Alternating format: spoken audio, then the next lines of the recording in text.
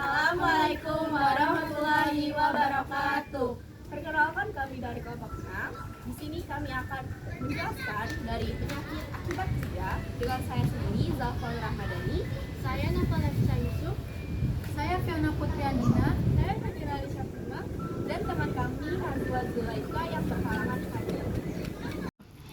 Penyakit akibat kerja adalah penyakit yang disebabkan oleh pekerjaan, alat, bahan, dan lingkungan kerja. Penyakit akibat kerja seringkali mengganggu kesehatan jasmani dan rohani. Dengan demikian, penyakit kerja dapat disebabkan oleh manusia. Banyak sekali penyakit akibat kerja yang disebabkan oleh kurangnya kualitas dan kesadaran para pekerja dengan meremehkan risiko pekerjaan dengan cara tidak menggunakan alat pelindung diri. Oleh karena itu, penyakit akibat kerja ini seringkali ditemukan di tempat kerja karena kelalaian para pekerja. Oleh karena itu, keselamatan kesehatan kerja menjadi hal yang sangat penting untuk diperhatikan. Yang pertama adalah golongan fisik. Penyakit yang termasuk golongan fisik yang pertama adalah mendengarkan suara yang terlalu berlebihan atau kencang, dapat merusak pendengaran atau bahkan tuli. Yang kedua adalah radiasi. Radiasi dibagi menjadi dua, yaitu radiasi pegion dan radiasi non-pegion. Radiasi pegion adalah radiasi yang disebabkan oleh bahan-bahan radioaktif, sedangkan radiasi non-pegion adalah radiasi yang disebabkan oleh alat-alat elektromagnetik atau alat-alat yang terbuat dari listrik. Yang ketiga adalah suhu yang terlalu rendah dan suhu yang terlalu tinggi. Suhu yang terlalu rendah dapat menyebabkan penyakit radang dingin, sedangkan suhu yang terlalu tinggi dapat menyebabkan penyakit demam tinggi. Yang keempat adalah tekanan yang tinggi. Tekanan yang tinggi dapat menyebabkan penyakit dekompresi. Yang kelima adalah pencahayaan lampu yang kurang terang atau yang terlalu silau. Pencahayaan lampu yang kurang terang dapat merusak penglihatan mata. Sedangkan lampu yang terlalu silau dapat membuat mata menjadi tegang. Yang kedua yaitu sakit kepala atau bahkan stres. Yang kedua adalah golongan kimiawi. Penyakit yang termasuk pada golongan kimiawi yang pertama adalah debu yang dapat menyebabkan penyakit pada sistem pernapasan atau paru-paru seperti silikosis, bisinosis, dan abrakosis. Yang kedua adalah uap yang dapat menimbulkan keracunan. Yang ketiga adalah larutan yang dapat menyebabkan penyakit kulit seperti dermatitis. Yang keempat adalah awan atau kabut seperti racun serangga dan racun jamur yang dapat menyebabkan keracunan. Penyakit secara biologis dapat tergolong sebagai virus, bakteri, atau parasit. Contohnya adalah cacing tambang dan cacing parasit yang dapat menyebabkan infeksi, serta jamur yang dapat menyebabkan tetanus. Penyakit akibat kerja golongan fisiologis atau ergonomis dapat disebabkan oleh konstruksi mesin, sikap badan, cara bekerja, desain tempat kerja, sehingga menyebabkan kelelahan fisik atau nyeri pada otot yang dapat membuat pekerja merasakan sakit. Sehingga hal ini dapat dicegah dengan kita sebagai pekerja harus memahami apa sih cara bekerja yang baik dan benar dan memakai material dengan baik dan benar. Penyebab pekerjaan secara psikologis dapat menyebabkan stres atau depresi. Hal ini terdapat beberapa faktor. Yang pertama, pekerjaan yang berlebihan. Yang kedua, tuntutan unit-unit yang secara monoton. Yang ketiga, hubungan pekerjaan yang kurang sederasi antara atasan dan bawahan atau sesama pekerja.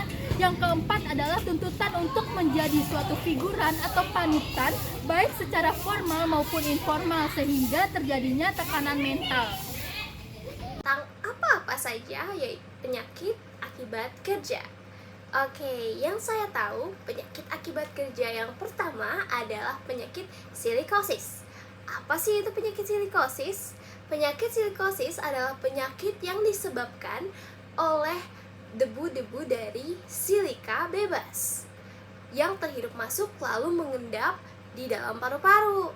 Nah, biasanya yang terkena dampak ini adalah pekerja-pekerja yang bekerja di misalnya di bengkel, pembuatan keramik, seperti itu. Yang kedua ada bisinosis. Bisinosis adalah penyakit akibat debu dari kapas. Nah, biasanya jangka waktu inkubasi penyakit ini lumayan lama ya, yaitu 5 tahun. Akibatnya penyakit ini akan menyebabkan dada terasa sesak dan juga terasa berat, teman-teman. Terus juga biasanya yang mengalami penyakit bisinosis ini orang-orang yang bekerja di pabrik-pabrik pembuatan tekstil. Lalu yang kedua ada antrakosis. Antrakosis ini adalah penyakit yang disebabkan oleh batu bara atau serat batu bara. Nah, biasanya yang terjangkit oleh penyakit ini adalah pekerja-pekerja yang bekerja di misalnya tambang batu bara ataupun pekerja lokomotif tuh. Kan biasanya kalau kereta lokomotif itu menggunakan batu bara. Nah, bisa tuh terkena penyakit itu. Nah, penyakit ini ada 3, teman-teman. Saya izin untuk menggunakan buku. Yang pertama ada antrakosis, yang kedua ada silikoantrakosis, lalu yang ketiga ada tuberkulosikoantrakosis. Asbetosis.